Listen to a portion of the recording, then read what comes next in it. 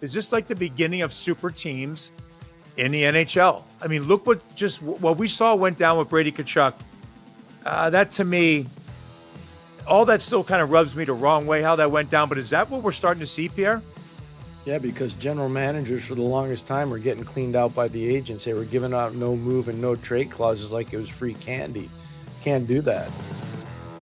Welcome to the Larry and Big Man Show with Dave Ricchini. I'm Larry Richard, host of the Big K Morning Show, and that's two-time Stanley Cup champion at Sportsnet hockey analyst Jay Caulfield with our on-set producer, friend, and Nostradamus of the numbers, Dave Ricchini. We want to thank One Team Media and Brian Hess, Mark Coddington producing, and from Odyssey Pittsburgh, Michael Spatchipoli. Yeah, also Dave Rourke, the Rourke Automotive Group. Again, Dave, thank you for your sponsorship. And Tom Grillish with Henderson Brothers. Again, both Dave and Tom, we really appreciate it. And also, we want to thank Zero Res commercial. We're going to tell you more about them. And we have Big Man 10, a promo code. So we'll tell you what that's all about in a little bit. Gentlemen, as you can see, I'm not with you. I'm in a secret location as we get ready for this transition from June to July. So much to cover. But before we get there, Jay, you brought up a subject with Dave and I that's just absolutely heartbreaking. Yeah, Larry and Dave, it really is. I mean, I don't know if anybody who's watching or tunes into our show, if they saw the story on Chris Johnson, it came down or has ALS, and they didn't know what it was. The story I saw, Michael Strahan was the one that did the interview, was amazingly powerful and he speaks with his eyes on the way the system is set up, and they have his voice. I think all that they taped his voice prior to him, tailing off, and so when he talks with his eyes, it's to me it's an amazing thing. But I think here's the guy, probably the fastest running back, maybe to play the game, and what he did in his pro career, and here he is in his late 30s with 4 kids, a wife, and dealing with that, and we all know how devastating this is, ALS, and to hear him talk about that he was able to pick up his 7-year-old daughter for her birthday and now can't do it at all. I found it a very we all hope that the money that gets raised for any event, anything that goes to ALS, we hope they can find some cure with that. I know, Dave, you have stuff coming up with MLB, and there's special days where you can talk a little bit about that. But I found it, Larry, very sad story that so many people suffer from it. But here's Chris Johnson, NFL running back, and one of the best to play the game, and he's dealing with that. Yeah, it was tough to watch. And Dave, you've been working on, obviously, Lou Gehrig, famous story of this was really the first time in many cases that anyone in the world heard of this disease, and just really tragic. Yeah, it seemed like Chris Johnson stopped playing a couple years ago. I mean, he was lighting up the football field, and then you hear about this news. And yeah, Lou Gehrig's Day, every year in MLB, they started that a couple years ago, and, tries to bring some attention to the terrible disease. And I also think back to Steve Gleason, the safety for the New Orleans Saints, who it was after Hurricane Katrina, and one of the first games in that dome after the dome was fixed, and he blocked that punt to win it on a national primetime game. And now he's a big advocate for it in the NFL. So that's tough news to hear when you see a guy like you said, he was one of the fastest running backs in NFL history, and the way he kind of just controlled the game, and it's a shame. Yeah, and he said, Larry, I don't know if the part, I think you saw it too, but he said all of a sudden his right hand, he didn't have the strength in his hand. It just started to fade a little bit. And we all know, like neck injuries or anything playing that game, you might think it's nerve related or whatever it could be, but it's when they found out and diagnosed it, it's a tough one. But he is, if anybody has a chance to catch that interview, you should do it. It's a powerful interview, and he's pretty amazing about how he was coming across. So again, sorry to start on a sad note, but that's very disturbing, and hopefully they can get this taken care of as well as everything else. All the other charities that are phenomenal to go after, but this is another one. It's very sad. Yeah. Yep. All right. And that said, we've got a lot to cover today. We're going to check in with Pierre McGuire about the NHL draft and its impact for the Pittsburgh Penguins. But guys, just want to get your take on the new ownership. Last week, the NHL unanimously approved the transition. So the Fenway Group They bought the team in 2021 for $900 million. They made out like bandits, selling it for a reported $1.7 billion, and really had that 3-year stretch where the team didn't make the playoffs. And the only change, of course, was last year when they didn't get out of the first round despite their best efforts. So the Hoffmans take over. Dave, your take on who this group is? Well, you watched the press conferences, last week, and it had a different feel than when Fenway Sports Group came in. Yeah. With John Henry, Tom Warner, obviously very successful businessman. And, they spoke at the initial press conference, and they were visible at times in Pittsburgh, but they weren't here. Like that was kind of the void you felt with the Penguins ownership was, who's in charge? Who is that voice? And just from the initial press conference, it seems like Jeff Hoffman's going to be that voice. And, David spoke and said, winning's important to the city. And then Jeff said all the right things too. It has a different feel. And like when Mario owned a team, Jay, he wasn't a big public speaker, but he was there. He was present, and he knew that he supported his team, and he was going to do whatever he could to make that team a winner. And now that we have the Hoffman group involved, it seems like we're getting back to that where there's going to be more presence around. They're going to do what they can, and they are invested in this team. It's not just a business deal for them. Yeah. I think they're heavily invested in this team now. Yeah, and I think the one thing you were touching on, Dave, and I look at it just having, if you want to look at a misstep, I'm not sure how a misstep can be somebody bought for $900 and sold for $1.7 billion, right, Larry? It's a financial move, but how they alienated Mario, which that right away put a bad spin for everybody, right? So I think, and we say it all the time, Larry, we go through this a lot, but just having, Mario back in the building or somehow, there's nothing set yet, but they're going to involve Mario. They understand, it's everything to Dave's point, what it means in the city of Pittsburgh and what Mario means. And if just having his name involved and even the discussions and questions that come up, knowing that he's potentially going to be a part of this going forward is a huge, huge thing. And I think a misstep that was on the Fenway Group side, that they couldn't come to an agreement to make everything stable in the relationship. And the fan base felt that. And when you don't see Mario in the building and he's a part of it, that was a bad thing, a bad sign. And I think that's going to change as we move forward, or I expect it to change as we get into the new ownership and the new season, Larry. Yeah, I agree, Jay. You don't have 66 connected to the team. Seemed kind of crazy because this Mario Lemieux saved hockey multiple times in this town. He's been nothing but a class act. And when he's not in the building, you know it. When he's in the building, to your point, Jay, as you always say, everybody knows it, including the players on the ice. So I think overall, this is it's a feels good step in this ownership transition. So we'll see what kind of fruit it bears. Now, to the draft, the Ruck brothers, how do you evaluate? And Jay and Dave, you guys are a lot closer inside on that move in those regards. So what do you think? What was their draft grade for the Pittsburgh Penguins? I mean, it's hard to put a grade on it. You're not going to know for a couple of years. But it's always a cool story whenever you draft twin brothers. Yeah. I mean, you think of the Sedin brothers in Vancouver, drafted back-to-back, and then they had a stellar NHL career, I believe 18 years in Vancouver. Yeah. So hard to say if the Ruck brothers are going to be the same as the Sedin brothers, but it's a cool story. And they're going to spend another year in the WHL and then go on to college at North Dakota. So maybe they'll try to fill Jay Caulfield's shoes there. But no, hope to see them in Pittsburgh in a couple of years. And if they do make it there, it's going to be a pretty cool story. Yeah, I think it's good. And by the way, and there are people that grade the draft there, Larry.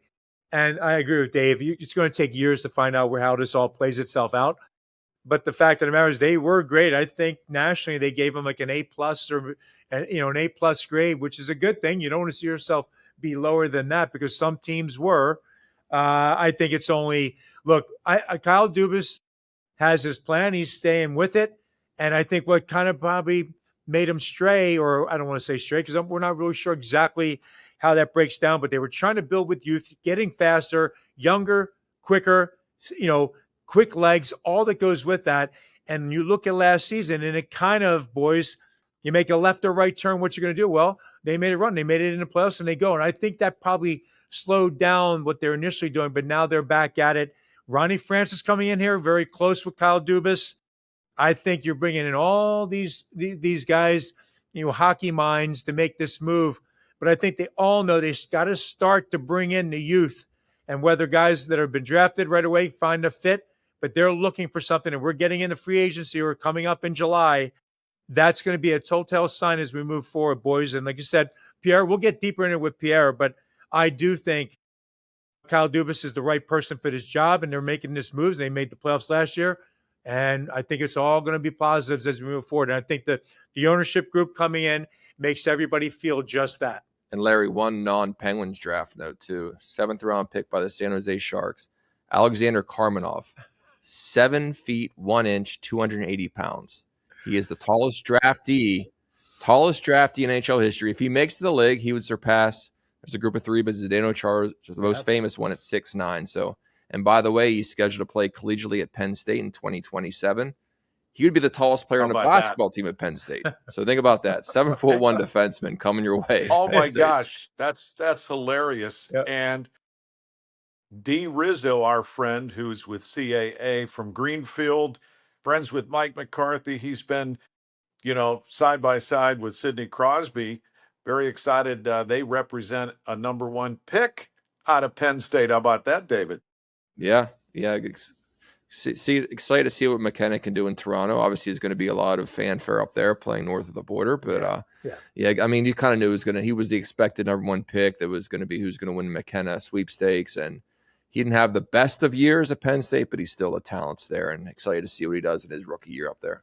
Yeah, I expect that's going to put Toronto right back into this. I mean, we talked about teams that missed the playoffs and what it meant and how it opened the door for the Pens to slide in, Philly to come in there and had great years to do it. But I expect Toronto to be a team that kind of finds its way right back.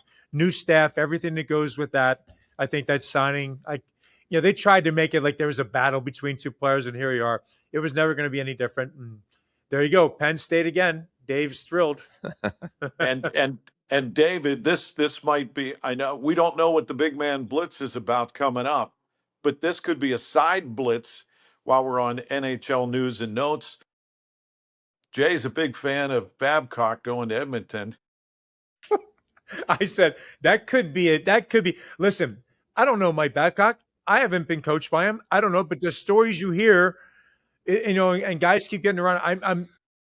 You go from what you heard in the players in Detroit or Anaheim, start there. Then you go to Detroit and some of the key players and what they felt was, verbal, mental abuse and everything that went with that, all the things. And then you take the Columbus story, and here you find yourself now coaching 2 of the best offensive players in the game in McDavid and Draisaitl, and how that works itself out. I saw the press conference.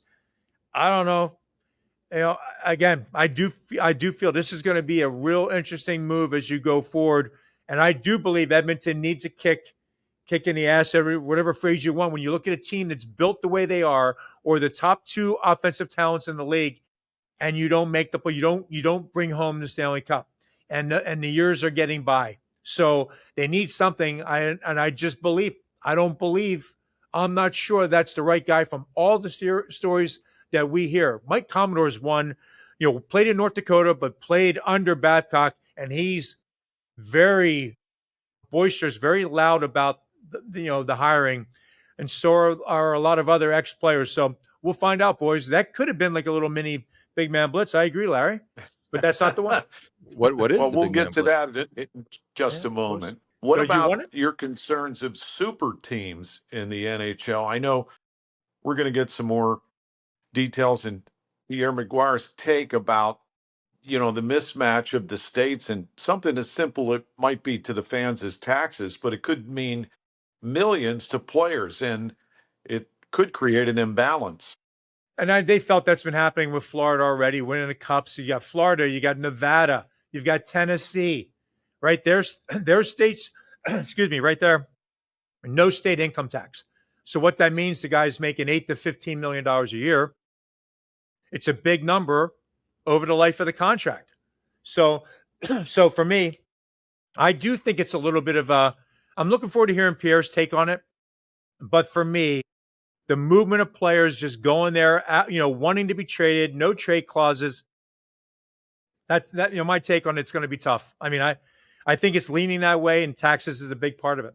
I'll chime in. I know Washington starts theirs in January of 2028, and it affects my Seahawks. And agents have already been telling John Schneider, the GM of the Seahawks, listen, it's been something he's used at his disposal before, that, hey, no income tax. Well, that's going to change. And the agents have told him, listen, you can't use that bargaining chip anymore. It's 10% on that. Almost 10%. I mean, you look at some of the places. I mean, the numbers on our state income tax is anywhere from 3 to 4% in Pennsylvania. You could go as high. It's crazy. New York can be as high as 10%.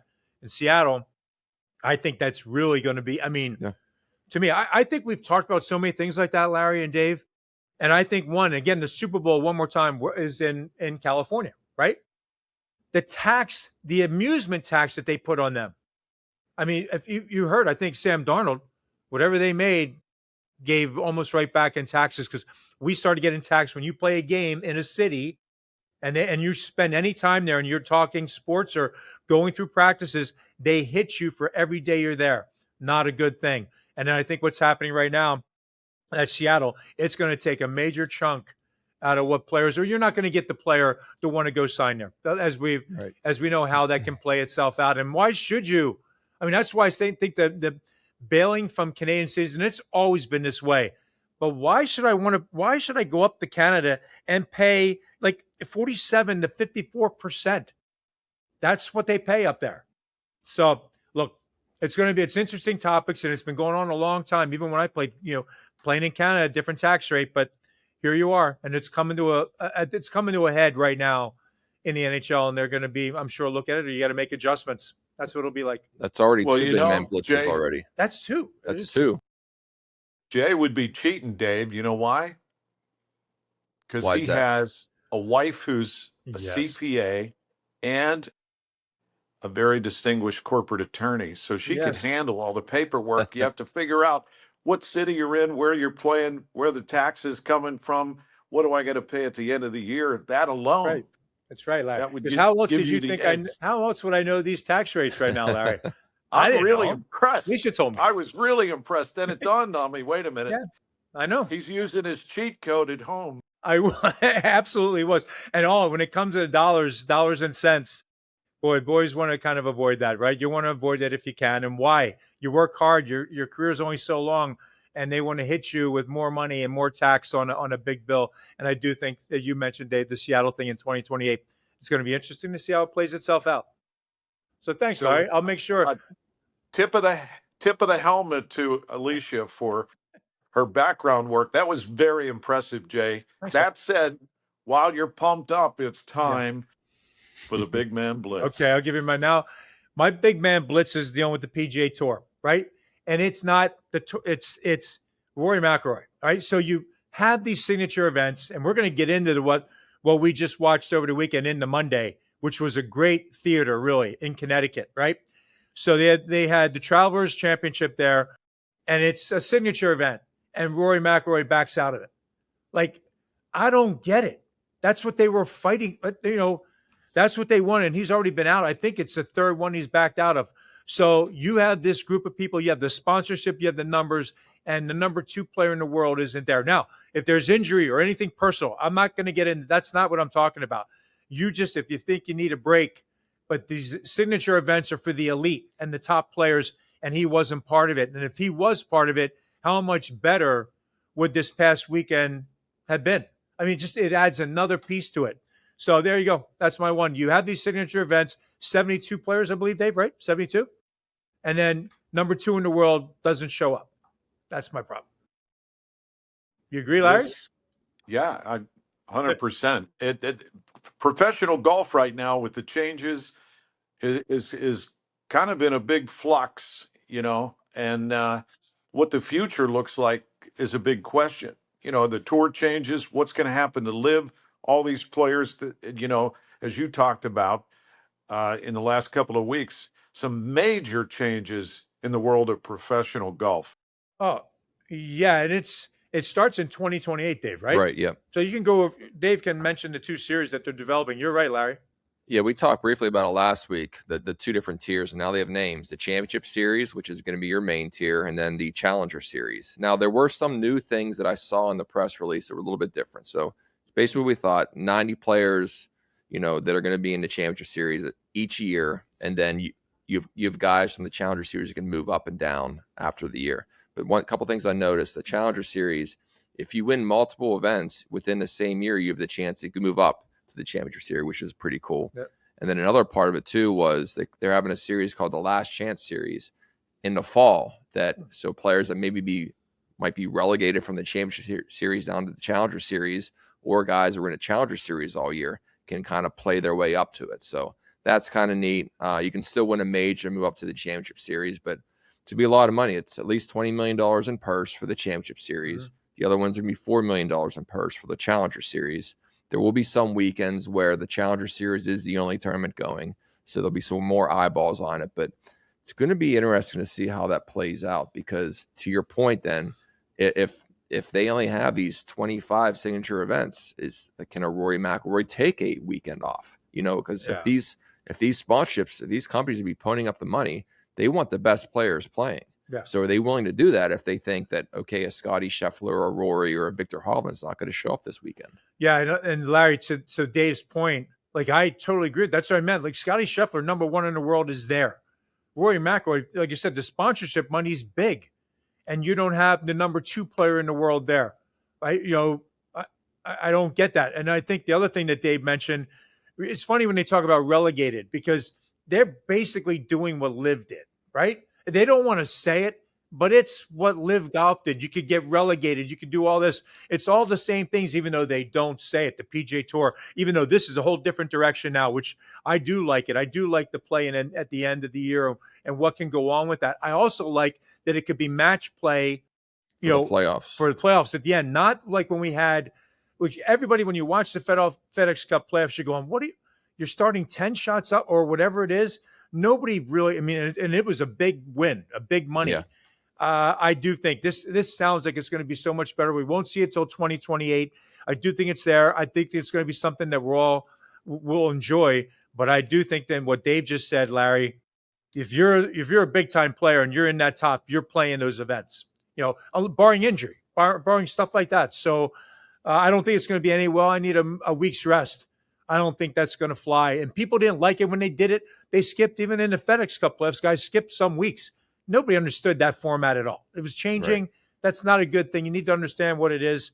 So I think that it's going to be for the better, but I also believe, the money's there. And I do think Rory McIlroy is right calling it. It's a glorified Korn Ferry Tour. That's what it is. For the Challenger Series. For the Challenger Series. Yeah. Yeah. He was right about that. Yeah. So Larry, we'll see. It's but it's entertaining. But I will say this past weekend, maybe we can, I'll jump into that, Larry. This past weekend at Travelers was outstanding, Dave. To me, going one extra day in the Monday morning, I enjoyed it. It was quick. It was over quick. Yeah, watching the playoffs, you see Scotty Scheffler's approach shot. He's like 5 feet. Hoffman puts it behind him, giving Scheffler a read. You're thinking, okay, this could go on for a couple holes. Hovland thinks he misses it. Makes the birdie putt, and then Scheffler lips out his birdie putt. So good for Hovland. You saw some Norway fans in the stands there doing the row after and cheering her on. They're all in good fun. I agree. I do kind of wish it would have gone multiple holes, because we all were soft course. I think they could have tore that up. I was surprised, Larry. First of all, they went back and forth on Sunday afternoon. Well, the rain delay almost helped Hovland. It did. It really did, because he was spinning a little bit, right? So I agree. And they had that rain delay an hour, and if they come back and finish it, and it was like 8:20. I watched. It was like 8:20, 8:25 at night, dark over there, but they finished out. But again, going back and forth, the elite versus elite. That's what I was saying. McIlroy not being, what would it have been like? Guys are putting up great numbers. It was Morikawa shot 61 on Sunday. Yeah, and he missed the short one. I know. Listen, I enjoyed it, and it did go to a playoff, and I was surprised, Larry, at the amount of people that were around the 18th green to come back, and they saw one hole. But that was the fan base there. They should be. Well, they showed up. They showed up in Connecticut. They did a great job. It was entertaining to watch. All right, guys, that was a great finish. Short one. But before we finish, I wish I had a big man blitz because I'm really pissed off about something. And that is Connor Griffin getting hit, whacked at home.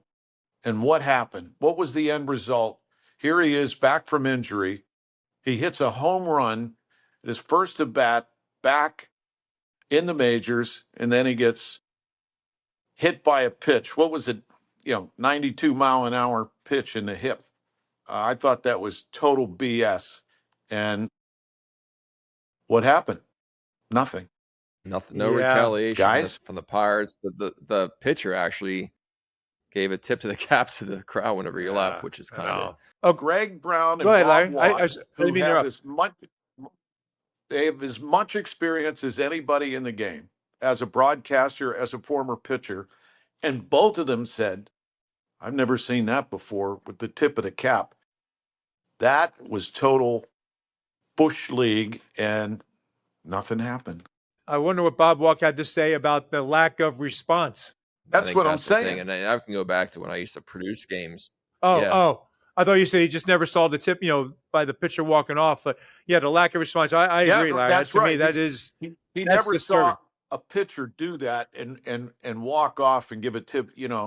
That's what we call in Pittsburgh a jag off. Instance like that would happen where, an Andrew McCutcheon would get hit by a pitch. It wasn't taken well by the team.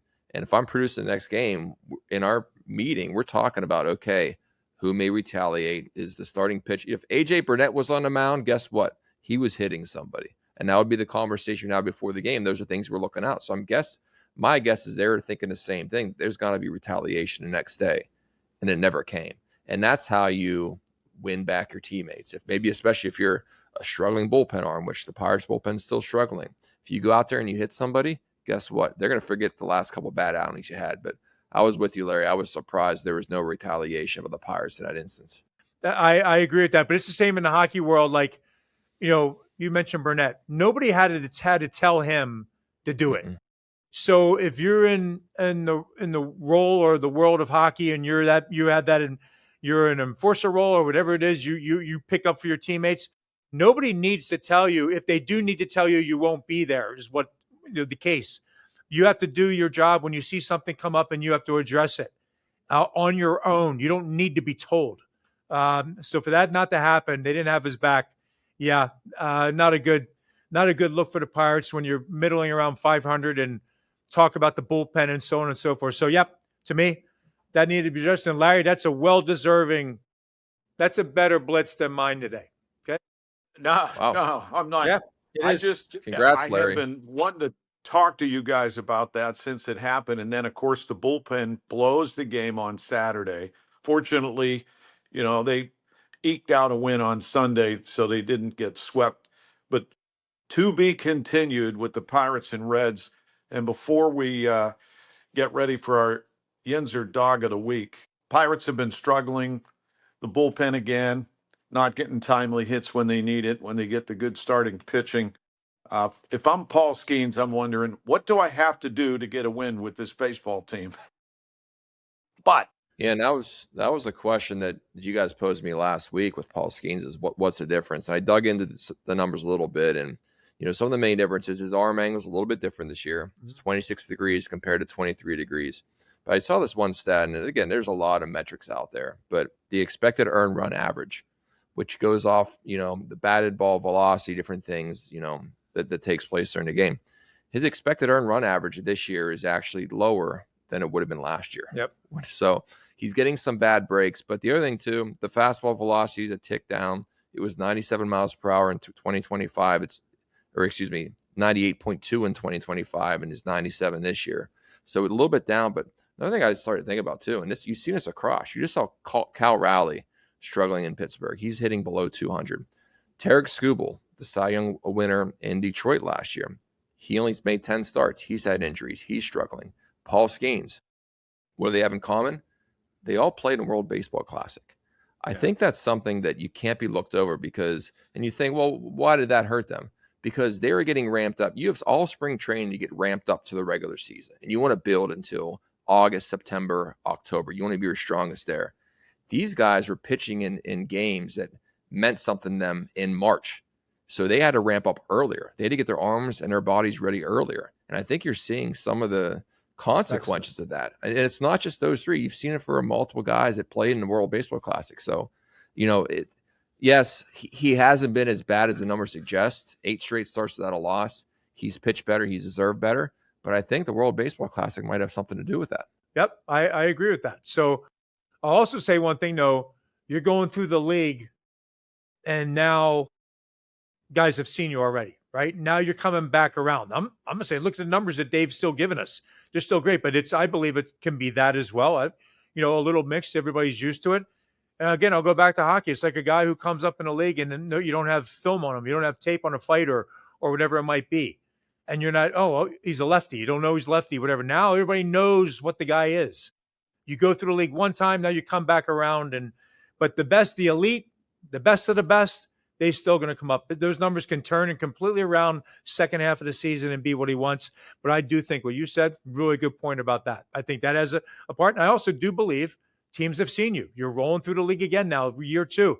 There's no surprises. He brings the heat. He brings everything. So I think it could be a combination. But I do think that takes a toll, what you mentioned. So who is the original Yinzer Dog Player of the Week? David. I'm going to stick with baseball. I'm going to go with Esmeralda Valdez, which might be his second time for me. But 3 straight games with a home run. And I don't know if you saw on Sunday when he hit one, 461 feet, which at this point of the season is the 8th longest in Major League Baseball. It was crushed. It reminded me of the Sammy Sosa home run from many, many years ago. So I'm going to go Esmeralda Valdez, the rookie, 3 straight homers in a game. By the way, if you saw the pitcher react, when I first saw him, like, is he yelling at Valdez? Is he thinking that he was celebrating? But no, the pitch before that, he didn't get a check swing call from the first base umpire. So he was yelling at the umpire. If that had been a strike, I wouldn't have given up that 460-foot home run. So that's what he was upset about. Hey, look, I really like that one. I'm going to end up going, but I was going to go with Hoffman because, he needs a Yinzer Dog package, by the way. Hey, Larry, what's in our Yinzer Dog tailgate package anyway before we send it out to whoever we decide? Well, we're coming up on the biggest hot dog weekend of maybe the century, maybe 250 centuries. It includes an original Yinzer Dog, Stanley P. Kachowski Kibasi, Babushka Mama Pierogies, and Yinzer Halushki will proudly take care of your man because that was special. And as we wrap up an off-topic topic, Dave, you came up with another good one, speaking of hot dogs. Which was related to, you think of 4th of July and you think of the hot dog eating contest in Coney Island and Joey Chestnut and how many hot dogs can he eat. So my question to you two is, if you had to eat in a competitive eating competition, because there are many out there, there's ice cream, they do pierogies at PNC Park. What would you choose? What could you eat the most of? Yeah, have Larry go first. Well, I used to do a segment on KDK TV called Larry on the Job. They sent me to Sarah's Candies, and they had me get in line with a wonderful bunch of women who were making cherry cordials. And unbeknownst to me, they gave them a break and then sped up the conveyor and left me on the line. So I was like that old Lucy series where I'm eating them and trying to keep up. But I love cherry cordials. So if I'm going to do anything involving some eating contest, it's cherry cordials, and I can kick anybody's ass. Okay, I'll give you mine. Larry, that's a pretty good one. But I'm going to go with ravioli. Ooh. Cheese ravioli. Whoa. You know why? Because, how about this one? No, I love pasta. I could eat spaghetti every day. I could eat pizza every day. I love ravioli, right? So good Italian. So, growing up, we're all out at, had a few beers probably one day and said, who can eat the most ravioli? I'd have no problem. I have no problem eating ravioli. I wouldn't eat nothing with it. No bread, no dipping, just pure eating the ravioli with a little bit of light sauce on the side. And I would take anybody on eating ravioli for me. I can confirm eating Dave? Pizza every day for Jay, because when I used to produce the post-game shows, he would call me on his way in. Hey, you guys want pizza? And I'm like, Jay, you bought pizza the last 10 times you're in. You would eat pizza like 4 or 5 times a week. So I can confirm that part. You do love pizza. Yeah, thank you, Dave. Thank you. Jay loves when I give 2. So I'm going to go chicken wings and sushi as my two. I think chicken wings I could do some damage on. And sushi. Wow. Yeah. Because have you ever been to a sushi buffet and you like get 30 like the cut up rolls? Wait a minute, you go to sushi? So I didn't know. I didn't know. Is that I think real sushi eaters might blink an eye at like a sushi buffet. I've been to a real sushi place too. I'm just saying, if you go, whatever. I get it though, Dave. I like that. I get that. I get that, Larry. So there you go. There we have it. By the way, Joey Chestnut is back in for the world famous Nathan's, hot dog eating contest for the 4th of July. He had an estrangement for a while for some crazy reason. But anyway, gentlemen, thank you, David. Always appreciate your input. Great job on the numbers, too, inside Paul Skenes. And we'll check you again next week. Larry, this seat's very comfortable. Feel free to stay wherever you are. I kind of like this seat, how it feels. Wow. Yeah, wow. That was harsh. How short-lived. Short-lived. Hey, guys, let me just take a moment to thank Zero Res Commercial. They do tremendous work in people's homes and all surfaces. But did you think about your air ducts, your business, large or small? They'll give you a free estimate. And I've got a promo code for you, Big Man 10. And they'll give you 10% off all commercial air duct cleaning at the time of booking through August 31st. Thank you. Go to zerores.com/commercial. Following the NHL draft, time to check in with our expert, the resident expert, Pierre McGuire. Pierre, a lot of excitement, a lot of action, maybe not so much for the Penguins, but overall, your scouting report on this year's draft. The Toronto Maple Leafs clearly won the draft, but I think the San Jose Sharks won the draft long term. They did an amazing job. The Buffalo Sabres did a really nice job. And the New York Rangers took a player that I know I talked to you and Jay about out of Latvia, Albert Schmitz. He'll play in the National Hockey League next year, Larry. But if you look at Toronto, they got arguably the best player to come into the draft in a few years, and Gavin McKenna. We haven't seen a forward like this since Macklin Celebrini. This kid's a really good player. He played at Penn State last year for Guy Godowski. Was a tremendous player in Medicine Hat in the Western Hockey League. He'll play on a line with Austin Matthews and Willie Nylander to start. Wouldn't surprise me if he was Rookie of the Year in the National Hockey League next year. I thought San Jose, by getting Ivar Stenberg, by getting Keaton Verhoff, by getting Ryan Lynn, I thought they stole the draft. I really did. Long term, they stole the draft. San Jose is going to be a real player. Reminds me a lot of Pittsburgh back from right after they drafted Crosby to where they went until 2017. Reminds me so much of that. San Jose is going to be really difficult. In Buffalo, they did some signing. They did some trading. They did some good drafting. Jarmo Kekalainen did a very good job there in Buffalo. So those would be probably the three teams that did the best. But Albert Schmitz going to New York, I thought it was right on schedule. I didn't think the Rangers would have the audacity to do it, but they did. He will play in the National Hockey League next year, and he'll be a name to remember for a long time. He's a really good player. Yeah, Pierre, with how many guys you think, like we know in the NFL how that works, you're a number one pick. They're expecting something right away. How many in the NHL world, and you just mentioned a couple names, and we understand first overall that's where you're going to be, but the rest of the group, the rest of the ones that go in, the rest of the guys that went in the first round, how many do you expect to make that impact early on? 3. Schmitz, Stenberg, and McKenna. I don't think any of the other kids will play in the league this year.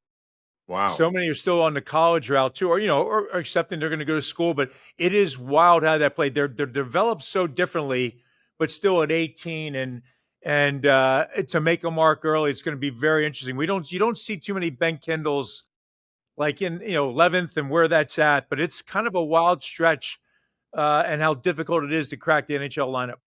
Absolutely, because we have an 18-year-old draft, and part of the problem is in our sport, there's no out of bounds or big people like Jay Caulfield that play. An 18-year-old kid's just not physically mature enough, Larry, to play. College football players don't turn pro at 18 or 19. They're way more mature. They're older. They're more physically developed.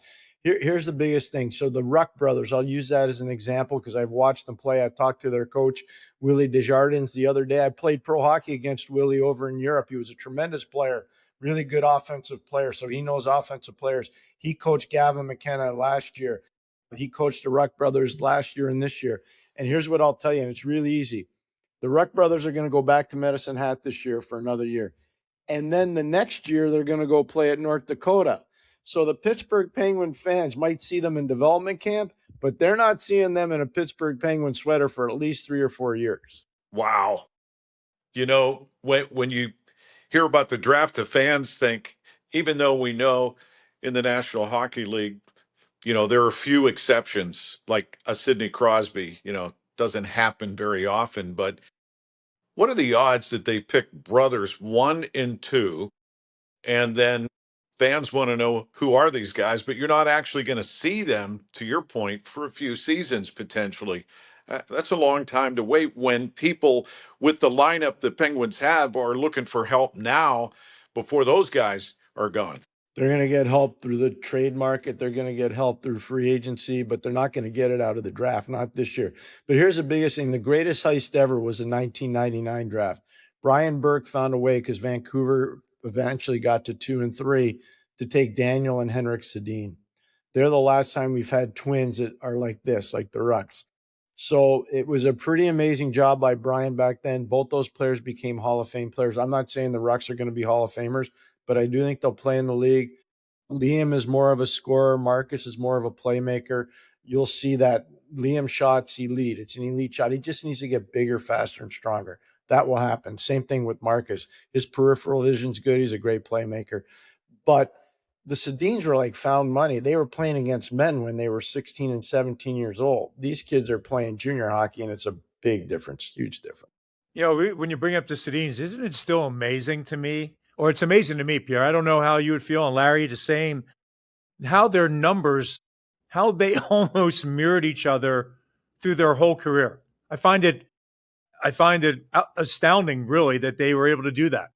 It is amazing. A lot of people in Vancouver still think they're the same people, because if you see them side by side, you can't tell the difference. No, I'm being honest. Like, I think I got a quick story to tell you about the Sedins. In 1999, Buffalo played Dallas in the Stanley Cup final. I was flying from Dallas to Buffalo, and our flight got diverted to Des Moines, Iowa. Terrible tornadoes and hurricanes in the Midwest. Eventually, the flight got canceled, and we all got stranded in Des Moines. I knew the Sedins were on the plane because they brought the top 5 picks for that next draft, the 99 draft, to Dallas to meet the media. So they were on my plane to catch a flight from Chicago, eventually to Stockholm.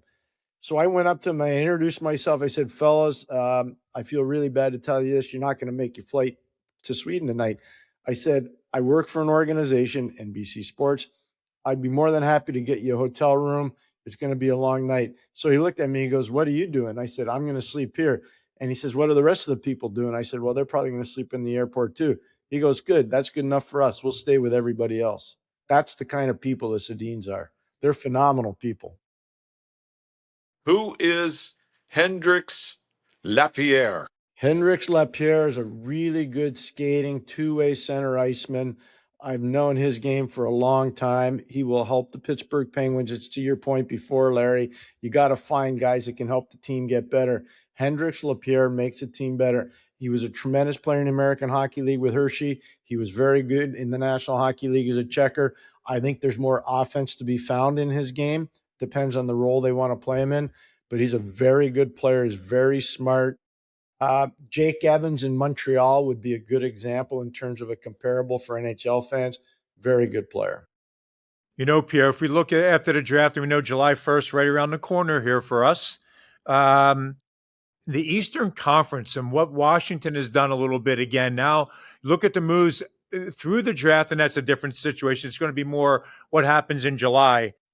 But right now, what teams have improved themselves in your mind? What teams have improved themselves the most? And we'll just focus on the Eastern Conference. You just said it. Washington Capitals, by adding Luke Tuck, by adding Jordan Kyrou, they move Ilya Protas up to play as a third-line center. Dylan Strome is going to play as a first center. Pierre-Luc Dubois is going to be their second center. They're going to move Ryan Leonard from right wing to left wing. So if you look at just their right side now, this is preseason. Alex Tuck, Tommy Wilson, Jordan Kyrou, and Ethan Frank. Ethan Frank in the 4-hole. That guy can be a 35 goal scorer in the American Hockey League. He can be a 15 to 20 goal scorer in the NHL. He's a really good player. Washington's made their team better. The only caveat I have on Washington, they don't have a lot of depth on defense. So if they get a plethora of injuries, they're going to have a problem. And they did one thing that's not getting any attention at all. They hired Ray Bennett as an assistant coach. And I can tell you right now, with Scotty Allen running their defense to kill penalties and the defensive side of it, they got a great assistant, and he's been there a while. But this Ray Bennett's something else. He's a really good coach, Jay and Larry. And so they've done a nice job retooling their team on the fly. Unless they have unbelievable amounts of bad luck and injuries, Washington's a playoff team next year.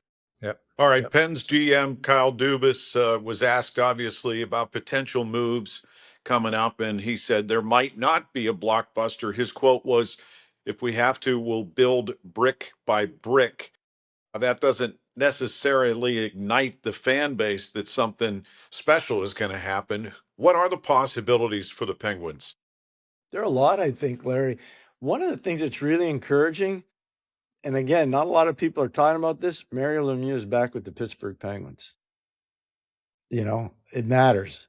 It matters a lot. Ownership change is going to help this team a lot. There's going to be a clearly defined chain of command. And that's important whenever you're rebuilding or retooling an organization. Everybody knows who they have to answer to up the food chain. I think that's really good. I'm encouraged. I think the biggest thing they'll probably have to do it through the trade market. I talked to a lot of people. I think Kyle's been very diligent, let's say. He's made a lot of phone calls around the league. He's not the only GM. A lot of them have been doing that. The biggest thing, I think, for Pittsburgh, pay attention to the neighbor you're in. Jay just brought it up.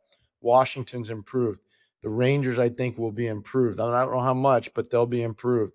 There's a potential for other teams to step back. Like, I wonder what's going to happen in Columbus. I really wonder what's going to happen with Philadelphia this year. We're going to see. I think there's a potential for some teams to slide back and other teams to go forward. But if I'm Pittsburgh, I'm paying attention to my real estate and the people around me very closely. You know, Pierre, you kind of just mentioned Columbus, and I'm going to throw Seattle into this mix as well. I don't know what's going on. I mean, you look at the market, you offer Robertson a big number. He turns it down. Multiple players have turned down Seattle. The rumors you hear, you know, you look at what's going to go on in Columbus and you're hearing, okay, now what's going to happen? Our big defenseman, everybody might want out. Is the U.S. superstar number one, the superstar talent from the U.S., as far as the Canadian market is concerned, they seem to be sliding away from that type of market. And also, is this like the beginning of super teams in the NHL? I mean, look what we saw went down with Brady Tkachuk. That to me, all that still kind of rubs me the wrong way how that went down. But is that what we're starting to see, Pierre? Yeah, because general managers for the longest time were getting cleaned out by the agents. They were giving out no move and no trade clauses like it was free candy. Can't do that. Cannot do that. I mean, I negotiated Brady Tkachuk's deal, so I'm very comfortable telling you that. I did it with two other gentlemen, the general manager in Ottawa and the assistant GM in Ottawa. I was a senior vice president in terms of hockey operations, but I played a role in that contract negotiation. And we got him at the number we wanted to, which was very digestible at $8.25 million on a 7-year deal. But we also, in order to get that done at that number, because we were playing with a way reduced number compared to a lot of other teams, we had to throw in the no move. We had no choice. If we don't do it, we don't get the player signed. But to give it out to a depth player, to give it out to a second line player, that's silly. And that's what's going on right now. I'm not sure about the development of super teams. I just want to caution everybody because I know there have been some American players that have left Canadian markets. Austin Matthews is an American playing in Toronto. Matthew Nyes is an American playing in Toronto. Lane Hudson is an American playing in Montreal. You can look at it. There are a lot of Americans. Cole Caulfield is an American playing in Montreal. Jacob Fowler is one of the best young goalie prospects in the world. He plays in Montreal. I'm not buying into this where Americans don't want to play in Canada. I will say this honestly, because I pay taxes in both countries.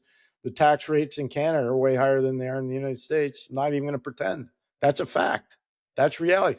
But try being an American player playing in California. Those tax rates are a lot higher than they are in Pennsylvania or in Florida or in Nevada or in the state of Washington. So I think the whole league's got issues with taxation issues in different markets. There's no question. But I would just say this. I'm really disappointed in the amount of no moves and no trades that have been given out, and the league needs to look at that. You know, Pierre, you were touching on one thing about it real quick. I mean, I guess I mentioned when and I love the point that you mentioned about the players and all the ones you brought up.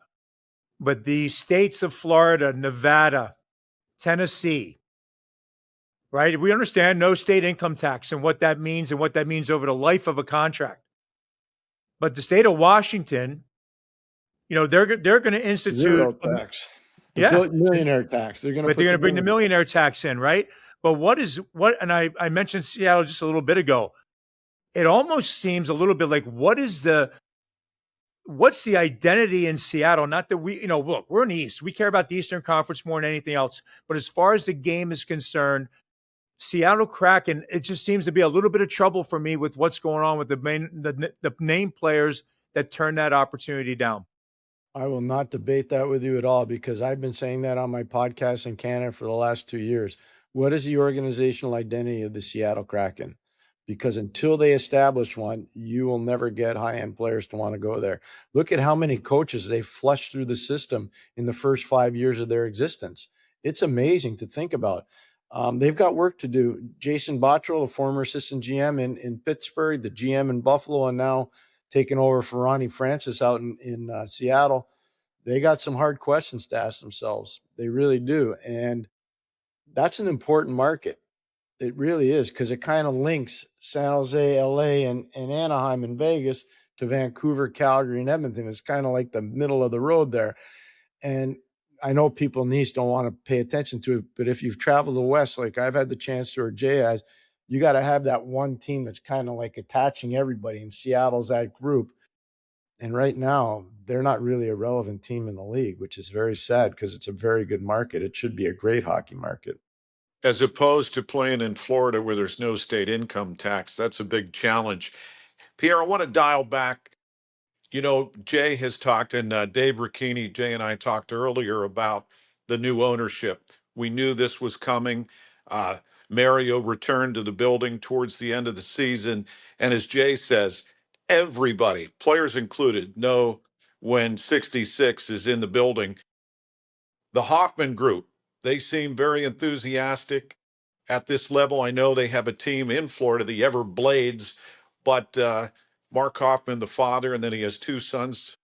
They will share the governor's role for the Penguins. I think that's a new role. Who are the Hoffmans? What do you know about this group, and what can fans expect from their ownership? I don't know much about the group. I just know they've done very, very well in the East Coast Hockey League with the Florida Everblades. They won again this year. In the final, they beat Kansas City after losing the first 2 games of the series in Kansas City. They came from behind and eventually won the series on the road. Very, very professional organization. I know a lot of people that have gone through there as players, and nothing but great things to say. I love the fact that the father said immediately, we've purchased a house in Squirrel Hill, and we're taking possession of it next week. That says it all to me. Back in the day when I lived in Pittsburgh, when you said you had a Squirrel Hill address, you had arrived. It was a good spot to be. So I'm happy to hear that they're actually not going to be carpetbagger owners. They're going to be people that are boots on the ground owners and with an attachment to the city. I think it's really important. I say this all the time. I do so many shows, and I'm so proud to be part of your show, Larry, with Jay. This has been an amazing year, and I'm so grateful to you guys. But when it's all said and done, I've worked for a lot of different teams in the league. I always tell everybody, I don't care about all the other teams. I'm a Pittsburgh Penguin, and that's how I always will believe that I am. And I just want this team to do unbelievably well, and I believe they're going in the right direction. And Jay knows, and Larry, we've been so spoiled to have a friendship with Mario. Anything he touches turns to gold. That's how good he is. And I think it's great news for the organization. Outstanding. Yeah, Pierre, and I'll throw one more question outside of the Pens and Pittsburgh, and it's, if you watched the interview the other day with Mike Babcock in Edmonton, here's the hire. That's the hire. I understand. There's a lot of players that don't. I'm sure there's some that do, but when you watch the interview, and I watched the full interview, some of it can be, I don't know, you want to say disturbing, whatever. If you're on that roster or what you're doing, if you're not the elite, I'm wondering how that's going to play itself out. I think you could talk to players in Toronto. I think you could talk to players in Detroit that were not those elite players, and they get a rough road. There's no question. It's a rough ride. there's a longer leash for the star players, as you know, than there are for the role players. And depends how mentally and physically strong you are as that role player to survive. You had no problem surviving because you were tough as nails and you came from a football background. I think football is just, I prefer, if I could get every player that had a football, hockey background, I'd prefer to have that than just a guy that had a hockey background. I'm just telling you, because football is a different kind of breed. And you know that, Jay. I mean, Larry, you know it from all your years covering football. You know, it's rough, man. And so it's going to be interesting to see what happens in Edmonton. I'm just telling you, all those star guys think they got the right guy. We'll see. And by the way, Pierre, when I say that, I'm not saying, and you know what, part of it, Edmonton needs to have a kick. They need a kick in one way. I'm just not sure that's the right kick, right? That's all. Yeah. They need it. I mean, you have two players that rule the league when they're on top of their game and healthy, and you're not doing something with it. And all the pressure falls on those top players, McDavid and Draisaitl. So do I think, they need a coach that's going to step in there. But like we just said, we just touched on it. Not sure that's the right one, but we'll find out soon enough. I will just say this. One of Mike Babcock's former assistants, Larry, is a guy named Todd McClellan, who's been a very good coach in this league for a long time. He's a head coach in Detroit right now. I remember doing a St. Louis-Edmonton game in St. Louis when Todd was probably in his first or second year in Edmonton. They didn't get beat. They got spanked hard. They got beat up bad. And I could see Todd during the game. I was working between the benches, really upset and frustrated. So at the end of the game, I see him do one of these to me, come and see me. So I walk down the hallway, take all my equipment off, and I'm standing in the hallway outside the Edmonton dressing room. And he goes, I don't know what I have to do to get these guys to buy in and how to play team defense. They just don't do it. And they've gone through a whack of coaches there. They haven't gone through one or two. They've gone through like 5 or 6. And I think Mike is their last best chance. And if they don't listen to Mike, then it's not going to work. And they're going to have to rebuild, because if it doesn't work with Mike, they're going to have to dump some players. That's just the way it's going to be. And Pierre, too, that point of when you're that generational talent like McDavid, the heat, it falls on him. Right here, he's doing what he does each and every night. Never seen anything like it. But you look at how many years it took the generational talents to win a cup. And that's where he's going to be at some point like enough's enough, right? I mean, I would have to think Larry, this is so good that Jay's talking about this, because he was part of it. And I can tell you, I was part of it too. When Bob Johnson came in with Scotty Bowman and Craig Patrick, they brought in Barry Smith. I was brought in, and a couple, but mostly it was the big dogs that were really in charge. And Jay, you were there. The first practice Bob ran, I remember afterwards being in the dressing room and the players saying, we haven't had a practice like that before. This is amazing. And how positive the guys. So he totally set the tempo for Mario, for our better players, Paul Coffey, for Brian Trottier, Yarmer, all these good players. All of a sudden are like, we have direction here. We know what we're doing. Like, this is going to be fun. We end up winning the Patrick Division. We end up winning the Stanley Cup, and then all the star players want to be in Pittsburgh. Everybody wants to play in Pittsburgh. And Jay, you were there. You saw the transition.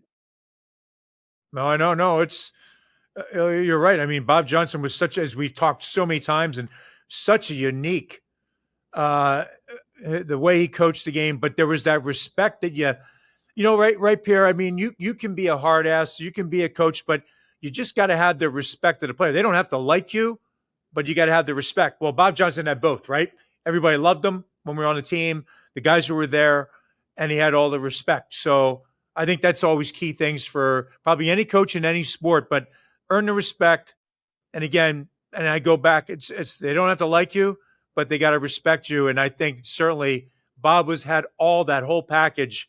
And we'll see how, like you said, we'll see how it plays itself out, Pierre. You're spot on about that, because we did live it. We saw it. We saw what it meant and how Mario then carried everything out with all the other guys. So pretty well. Larry, I got one quick one on Badger. So we had just beaten Boston in the 91 Eastern Conference Final. We lost the first 2 games of that series. People forget. And I had been traveling all over the world, and I was doing the Minnesota Edmonton series too. After being in Sweden and Czech Republic, I was all over the place. Anyways, long story short, we had just won. It's a Saturday night, and Sunday morning around 8:00, my phone rings. I'm staying at the hotel in Pittsburgh, at the Vista Hotel. Jay knows it. Now it's a Westin. Right. And it's Badger, and he goes, hey, what are you doing? I said, well, I'm about to go for a workout. I probably had a few too many beers the night before. I'm about to go for a workout. He says, meet Martha and I at the Gandy Dancer at 12 o'clock. It's Mother's Day today, and I want you to be there for brunch with my wife. He knew I had been traveling all over the place. It's just to show you the kind of man he is or was. He knew my hair was on fire. That's why I don't have it anymore. I was everywhere, man. I was everywhere. And he just wanted to show me a good time. And we sat at the Gandy Dancer in Pittsburgh, probably from around 12:30, I'm going to say till 6:30 at night. And it was story after story. And it was so much fun. And he was just feeling bad for a 28-year-old kid that was just starting out in pro hockey. That's the kind of man he was. He was an amazing man. We were blessed to have him here, bringing our first cup ever, and his legacy will always be a great part of the organization for the Pittsburgh Penguins and hockey. And I just want to dial back. You talk about, leadership. Jay runs this podcast the same manner. If you looked under the desk, there's a stick there.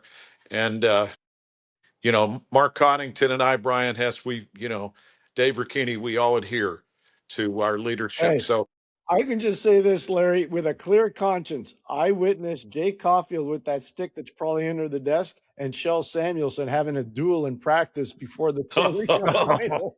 So I kind of know where you're going with that. Big Sammy, 6'8". Big Yeah, Sammy. as I chop 'em told you down. before, Jay, in our charity games, he stood up for me. I'll never forget it. And not just on my on ice career. It meant a lot to me, to save this pretty face from being a weatherman on TV. Yeah, Larry. You can't mess with the weatherman. How can they do that? Oh, All right, Pierre, we're going to catch up with you and see what happens in free agency. Check out the big moves. As always, check out Inside the Game. Pierre McGuire from One Team Media. Thank you, partner. Appreciate you.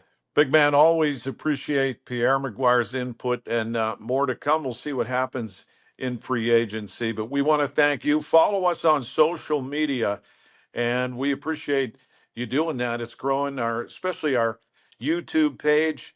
It's the Larry and Big Man Show. And we want to thank One Team Media's Brian Hess, Mark Connington, producing. Always does a tremendous job. And from Odyssey, Pittsburgh, Michael Spatchapoli. Yeah, and also Dave Ruck Automotive Group, lifetime state inspections, lifetime warranty, engine warranty. They're phenomenal from beginning to end. And also Tom Grillish with Henderson Brothers. And Larry, just a little bit more about Henderson Brothers. Yeah, I know they used to say expect the unexpected. That's because since the late 1800s, they've been doing what they've been doing, taking care of commercial businesses, but most important, you and your family. And it's not just insurance. There are many needs that they can help you with. Go to hendersonbrothers.com. And again, thanks to Zero Res Commercial, go to zerores.com/commercial. And thank you again for your time. We'll see you next time. The Larry and the Big Man Show, and that's a wrap.